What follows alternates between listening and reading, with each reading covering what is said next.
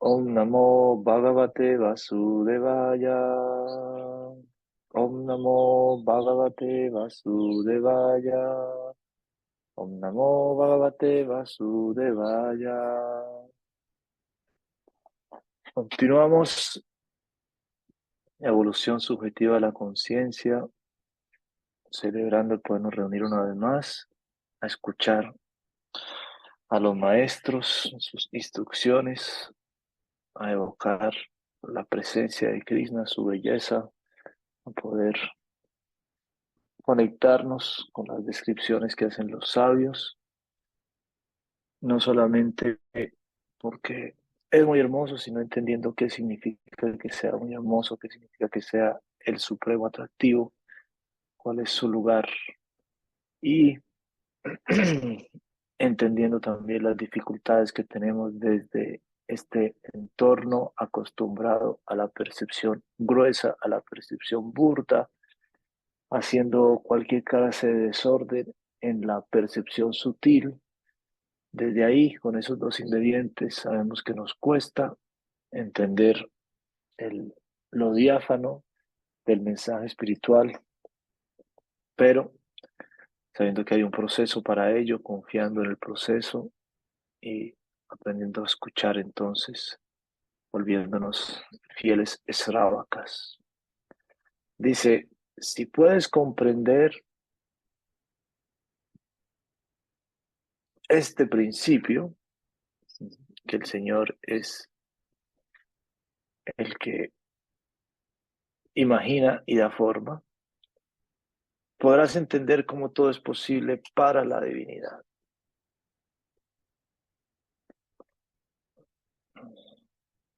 Esto lo hemos leído en la sesión pasada, estamos entendiendo el poder de creación y de imaginación del centro, que bien visto no podría ser de otra manera.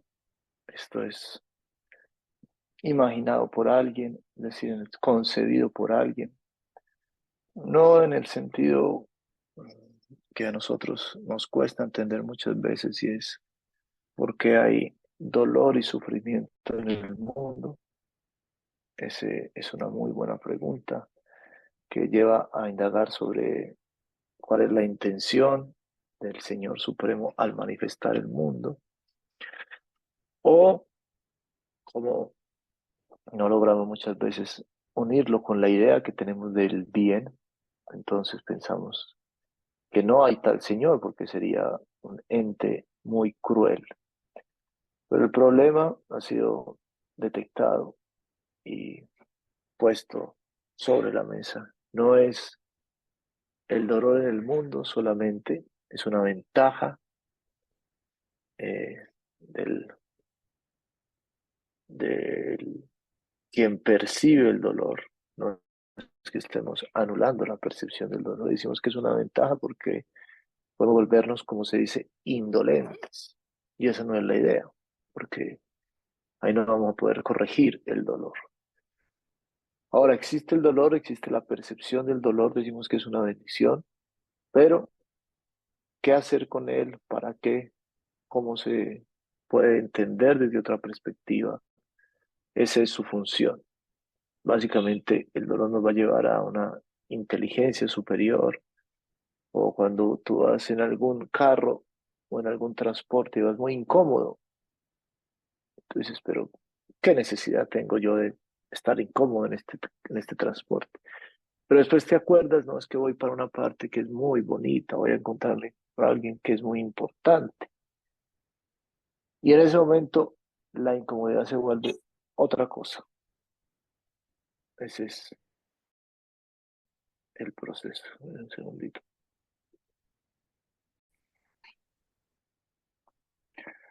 Entonces, el, el dolor tiene la función de evitar el dolor, de darnos cuenta, la mirada no está completa. Y cuando entendemos la escena en general, vemos que el dolor puede volverse otra cosa muy distinta. Así como el viajero entiende, este viaje vale la pena y su incomodidad se reduce a nada prácticamente, Y puede ser al revés, cuando alguien va a recibir o a recibir una buena noticia o un lugar donde no quiere, qué sé yo, ese mismo camino se le hace muy horrible y le incomodan cosas que antes no le incomodaban. Entonces esa es la función en general cuando el universo se entiende de forma completa y esa es la importancia del concepto de lo supremo, de lo sublime, lo que el Veda entrega como Krishna, porque nos permite darle a cada tramo de nuestra vida un significado distinto. Finalmente, plenamente placentero, cuando entre más Krishna aparece en nuestra vida. Entonces Krishna es o el supremo, la finalidad, Bhagavan, es en sí mismo placentero y todo lo que esté relacionado con él se vuelve placentero, se vuelve bonito. Por eso esta vida ofrecemos la comida, ofrecemos todo lo que podemos, estamos entrenándonos en el arte del ofrecimiento. Que de ahí viene su voluntad es su plan, es un buen plan y esa es la forma en que nos incluimos en el plan de Krishna. Justamente el estudiante aquí pregunta, hay mucha maldad en el mundo, existe mucha injusticia, ¿no es verdad? ¿Cómo podemos explicarnos eso? Como decíamos, es una pregunta natural. Tú hablas del supremo controlador, del centro, de la voluntad de Dios. Entonces tú dices, pero ¿qué clase de voluntad es esa? Si la señora Maharaj dice, la justicia y la injusticia ambas son falsas. Por eso hemos señalado esta lectura, es muy particular, está dentro de las enseñanzas confidenciales que constituyen el Bhakti Yoga y requieren de cierta disposición muy específica a la hora de leerlos. Por lo general, digamos, la disposición general es aprender sobre el Dharma, sobre la justicia, y eso es muy necesario cuando la gente lo logra hacer. Se dice que es una persona educada. El esfuerzo de los colegios, el esfuerzo de los padres es hacer que haya un criterio en quienes educan, que lo formen con capacidad de ser justos, de entender qué cosas llevan a qué cosas. Básicamente, toda nuestra educación, con sus diferentes especialidades, hacia afuera, sus especificaciones técnicas, bien sea para construir edificios, para ayudar a otras personas con la salud, es entender acciones y reacciones, karma. Eso es en lo externo, y en lo interno es igual. Tener un sentido interno de justicia para poder actuar con ética, con cierta moral. Esa educación no es la última educación y no es el fin de la educación. No la podemos saltar, no nos proponen eso, pero sí, llegado a este punto de confidencialidad, escuchamos aquí el maestro decir sin ningún reparo, la justicia y la injusticia ambas son falsas. Son como un sueño. Podemos tener un sueño bueno o un sueño malo. En cualquier caso, es solo un sueño. Entonces, ¿en qué sentido son falsas? En que pertenecen a la categoría material, que no es permanente. No significa que cuando nos tenemos que mover en la categoría material no tengamos que ajustar y vivir de acuerdo a la justicia, la injusticia, como acabamos de mencionar, hace parte de la educación necesaria y natural. Pero como no termina ahí, en algún momento tienes que decir, no va a ser ese el criterio final de todo lo que existe. Ustedes ven que esto es complejo, esto es difícil, no es tan sencillo de abrir una nueva compuerta dentro de nosotros a esta sensibilidad, pero hace parte de la comprensión completa del ser. Dice, por lo tanto, no deberíamos desperdiciar energía en erradicar la injusticia e incrementar la justicia. En un sentido, el mundo va a tener sus altibajos de por sí. Dice, la injusticia, todo es falso, completamente falso. En el Chaitanya Charitamrita Antya Lila 4176, 4176, está escrito, Daite Vadra Vadra Yana, Sava Mohadharma, Ei Balaina Manda, Ei Savabrahma. En el mundo material, las concepciones del bien y mal son todas invenciones mentales. Por lo tanto, decir esto es bueno, esto es malo, es un error. El fundamento de este cálculo es falso.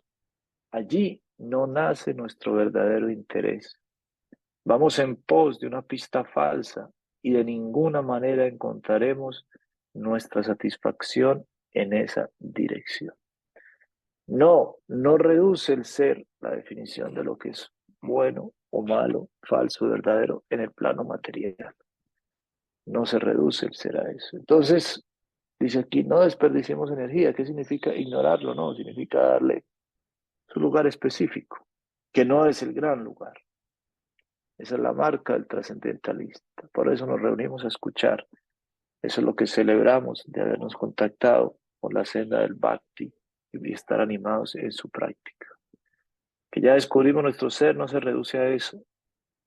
Hay otra dimensión y es justamente la dimensión más interesante. Ahí radica el amor. El amor no es justo, lo hemos mencionado en otras veces. El amor es totalmente injusto, si vamos a eso. O más allá de lo justo y lo injusto, no se mide por eso. Cuando das un regalo, no das un regalo justo. Porque si fuera justo, no sería un regalo. Justo es que, sí puedes hablar de salarios justos, eso sí. Intercambios, en los intercambios, y hay un sentido de justicia. Pero cuando toda la balanza se rompe, eso es por amor. La diferencia entre la justicia y la injusticia de este mundo material es muy poca. Todo en este mundo se basa en el engaño. Todos se engañan. Puede haber diferentes clases de engaño, pero todas son engaño. ¿Y en qué sentido? Pues aquí está siendo el maestro muy misericordioso con nosotros. ¿Cómo así? Muy directo. Quiere sacarnos la idea, derecho. Quiere sacarnos la idea de una vez. La dice, todos se engañan. Puede haber diferentes clases de engaño, pero todas son engaño. Cualquier justicia o injusticia es una ilusión. Puede ser que uno tenga un sueño bueno y esperanzador o uno desastroso. Sin embargo, ambos son sueños, ambos son falsos. Pues una vez más hay que entenderlo en ese sentido.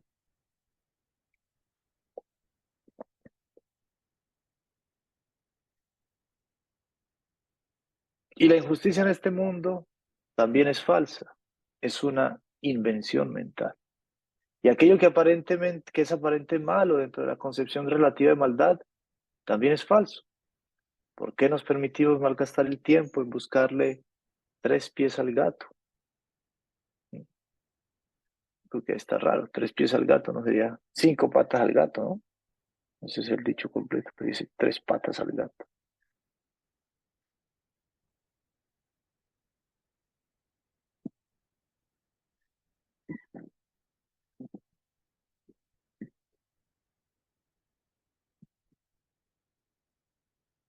Después de todo, estas concepciones relativas de justicia e injusticia, bueno y malo, son todas falsas. Ya sea que haya una buena o mala esperanza, toda esperanza dentro de este plano de concepción falsa se basa en una invención mental. Dice el estudiante, es como si estás jugando Monopoly. Y tú estás muy encarretado jugando Monopoly, el jueguito de los niños con los billetes. Y el niño te dice, gané mucho. Y el otro dice, perdí mucho. Y entonces tú dices, mira, el que perdió, perdió billetes falsos. Y el que ganó, ganó billetes falsos. Me dice, pero ¿cómo? Bueno, está movido en el juego, pero ¿cómo? Dice, no, con eso no llevas esos billetes de Monopoly a la tienda, no te venden nada. Entonces, en el plano real, el sentido de justicia e injusticia no vale. Por eso, repetimos, es tan radical y tan especial. Dice el estudiante, pero hay mucha gente hambrienta en el mundo. Eso parece injusto.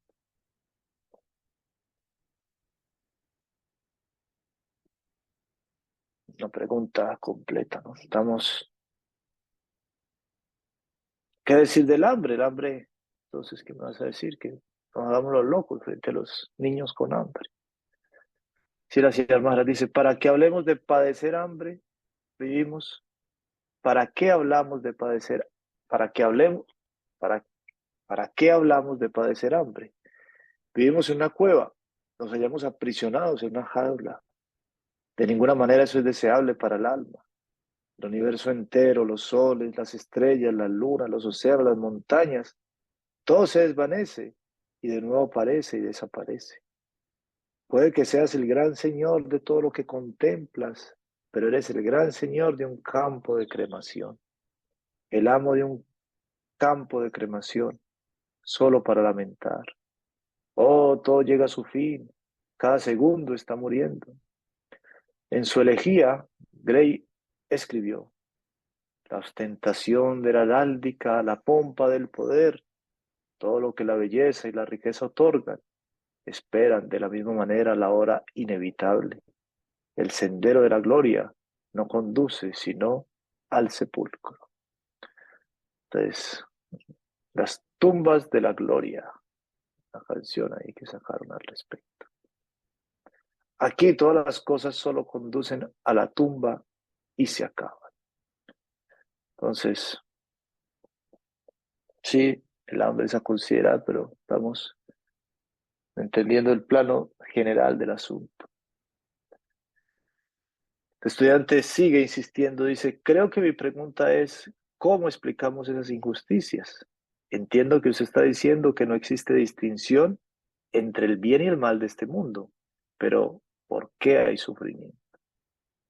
Si la Sierra Maharaj contesta directamente, la causa es el mal uso del libre albedrío del alma, Jiva, el mal uso de la riqueza que se le brindó a ella. Así de sencillo. ¿Por qué hay dolor? Porque el alma le han dado libertad y la ha mal usado. Entonces no deberían darle libertad, no deberías existir, entonces no existiría la capacidad de decir no deberían darme libertad. Ahí todo se cierra en sí mismo. Y se queda uno en la protesta. Entonces dice, ok, entonces haré buen uso de mi libertad. Dice el estudiante, esta libertad es brindada por el Poder Supremo. Si las hermanas contestan, por el Poder Supremo. Como parte de una potencia particular, tienes un libre albedrío que vive eternamente contigo. Y debido al mal uso de esa libertad, elegiste volverte un rey del mundo mortal, tal como Satanás se describe en el paraíso perdido de Milton. Él prefirió reinar en el infierno en vez de servir en el cielo. El libre albedrío, el débil, vulnerable, infantil libre albedrío, fue mal usado. Venimos aquí para ser monarcas de todo lo que contemplamos, a reinar en el infierno. La adaptabilidad inherente es una característica innata del alma. Pudimos haber seleccionado el servir en el cielo, entonces nuestros deseos hubieran quedado satisfechos, pero seleccionamos mal. Caminamos en el sentido equivocado. Quisimos ser monarcas. No podemos elegir una esclavitud en el reino superior y elegimos una monarquía en el infierno. Este mundo material es el infierno, la tierra de la aflicción, y aquí encaramos la aflicción en una diversidad de formas. Estas son principalmente clasificadas como nacimiento, muerte, decrepitud y enfermedad. Estas situaciones indeseables tienen que existir en el infierno. Aquí está la sutil diferencia. Si vas a vivir en el cielo, entonces has de vivir como un alma rendida. Ese es un suelo mucho más elevado que este. Y finalmente vemos que servir en el cielo es infinitamente mejor que reinar en el infierno. Es un esquema claro que tenemos que tener muy presente. A la par, también tenemos que hacer la aclaración, una vez más, cuando se refiere al mundo material, de esa manera, el mundo material es un infierno. No se está refiriendo al mundo material en sí, se está refiriendo a nuestra visión material de la energía externa de Dios.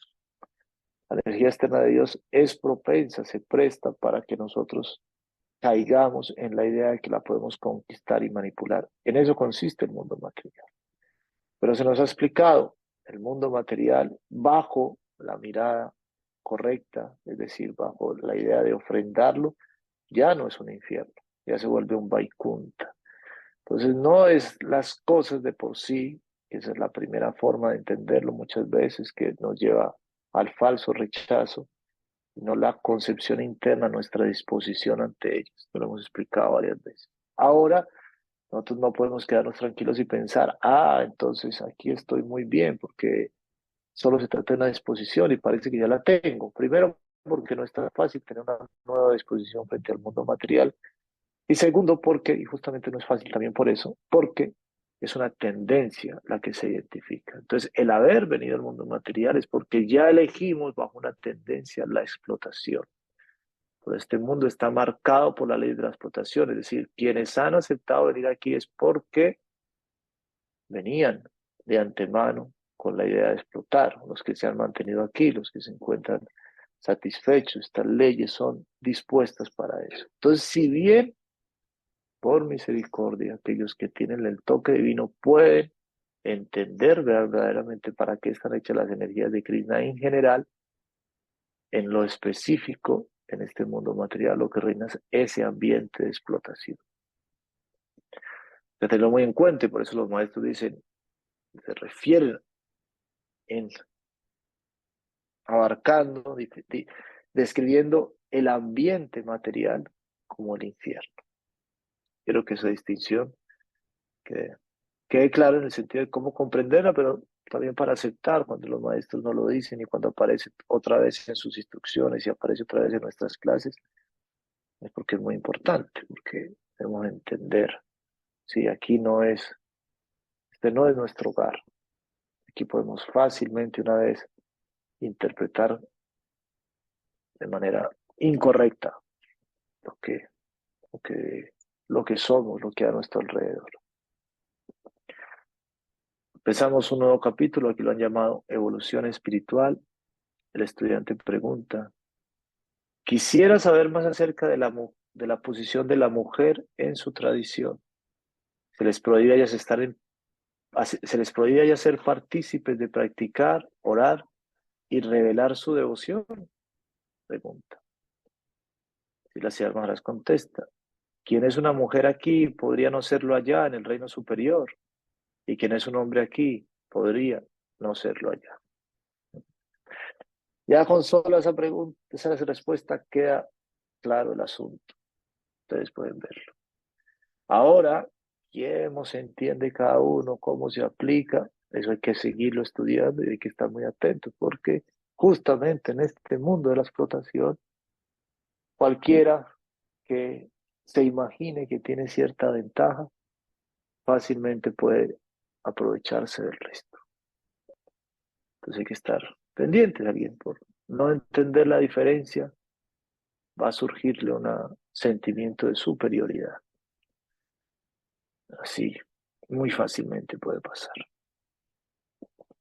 Pero ya desde esta primera idea, ya el concepto debe quedar claro. Cuando hablamos de hombre o cuando hablamos de hombre o mujer, eso es en el plano material, y ya dijimos que el plano material es ilusorio. Entonces, como que tú te sientes a soñar y en tu sueño eres mujer, y el otro día te sientes y en tu sueño eres hombre. Entonces, el reino superior puede cambiar todo eso. El cuerpo es solo un vestido, el alma tiene su vestido mental y de acuerdo con este, llevamos un vestido físico, el vestido carnal.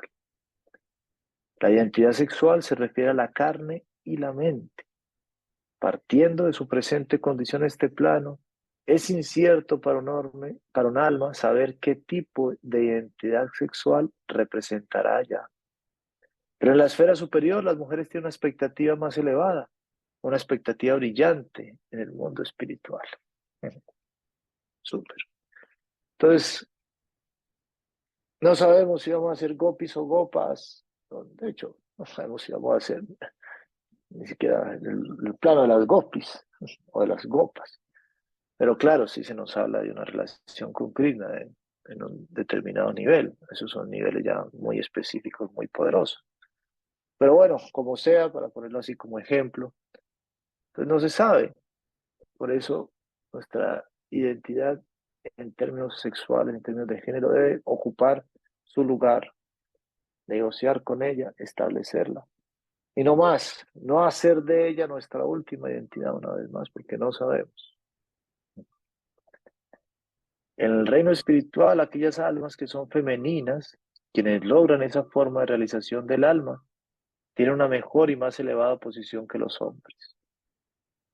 Aquí en el plano de la explotación, los hombres tienen la mejor posición, pero allá en el plano de la sumisión y la rendición, la forma femenina de la mente es más recompensada que la forma masculina de la mente. El aspecto negativo de la sumisión es más apreciable cuando está vinculado con Krishna. El supremo positivo es Krishna mismo y su potencia es de naturaleza negativa. Nosotros pertenecemos al grupo de la potencia negativa, no al grupo del amo. El Señor mismo es el poseedor de la potencia. El estudiante pregunta, ¿usted se refiere a Krishna como Él? Eso significa que Krishna se manifiesta como una figura masculina. La Señora Maharaj contesta, sí, masculina. Es decir, es la parte predominante, la mitad predominante del absoluto. Krishna es la mitad de Dios, la otra mitad de Dios es rara. Y los demás están destinados a ser predominados por él. Hay dos mitades en la verdad absoluta, la mitad masculina o mitad predominante y la mitad femenina o mitad predominada. El positivo y el negativo. Esto es similar en el concepto del protón y el electrón, el positivo y el negativo. El protón está dentro, está en el centro, y el electrón y otras innumerables partículas subatómicas son como muchos planetas que se mueven alrededor del centro. El estudiante entonces pregunta, ¿cree usted en el concepto general de la igualdad? Y la señora Maharaj dice, dos cosas nunca son iguales, ni en este mundo ni en el mundo espiritual. Nunca dos cosas pueden ser lo mismo o iguales. Todas las cosas tienen sus características específicas. Un átomo es diferente de otro átomo, un electrón es diferente de otro electrón. No puede ser de otra manera. Cada cosa tiene su naturaleza particular que la hace diferente de los demás. Eh, Muy interesante. No nos animan los maestros a profesar la igualdad en el sentido absoluto del término. Claro que hay cierta igualdad en la repartición de cosas, alguien se esfuerza. Hay una pizza, vamos a comer pizza y vamos a dividirla en partes iguales. Sí, pero si nosotros fuéramos muy específicos, en rigor no van a quedar todas iguales y no todos van a comer con igualdad de hambre, y no todos van a comer con igualdad de gusto, etcétera, etcétera. Entonces, sí hay un sentido, hay que apuntar a él, pero no engañarse, porque sería muy triste. ¿Cómo determina usted si una cosa es superior a otra? Sigue el estudiante pregunta. Al juzgar una cosa debemos tomar el punto de vista universal. Si vamos a juzgarla, lo haremos basándonos en la calidad de su relación con el centro. Muy interesante este criterio. Superior e inferior existe. ¿En relación a qué? A su cercanía o lejanía del centro. Sí hay un referente. Ese referente es Krishna. Que cuando dice el referente, ¿quién va a ser? Pues nada más y nada menos. Esa medición puede hacerse de acuerdo con el patrón de éxtasis. Rasam. Entonces, vamos a medir las cosas, a medirnos entre nosotros, porque un criterio necesitamos, con unas gafas que son marca Rasam, R-A-S-A-M, nos ponemos Rasam. ¿Qué nos determina cuando estás viendo a tu alrededor, estás viendo las situaciones, las personas? Dices, ¿qué tanto este está cercano a los puntos elevados del éxtasis y del placer? Y a los que están cercanos, vamos a pedir que nos ayuden y los iluminen. Y a los que están lejanos, vamos a invitarlos a que se acerquen más. Esa medición puede hacerse de acuerdo con el patrón de éxtasis. Raza. Recuerden esto, ¿cuál es la forma de medir el universo? Según explica Silas Maharaj, ¿bajo qué patrón? El universo debe medirse bajo el patrón del éxtasis, conocido como Rasan. De la misma manera que el oro es el patrón para evaluar los diferentes sistemas monetarios. Puede haber muchas denominaciones, la libra, el rublo, el peso, la rupia, el yen, pero el oro es el patrón común para determinar el valor de esas monedas. Similarmente, encontraremos diferentes tipos de cálculo en la relación que se tiene con el absoluto, basándonos en el rasa, el éxtasis o la melosidad divina. Muy interesante, lo hemos explicado también. Diferentes prácticas hay, valiosas todas. Podemos decir, hay diferentes religiones, así como hay pesos, yenes, libras, pero así como los explica aquí el maestro, así como las monedas se rigen por el patrón oro, así cada religión y cada persona y cada práctica va a ser medida en relación con cuánto éxtasis tiene, esta relación estática con el Supremo. El raza también está científicamente dividido.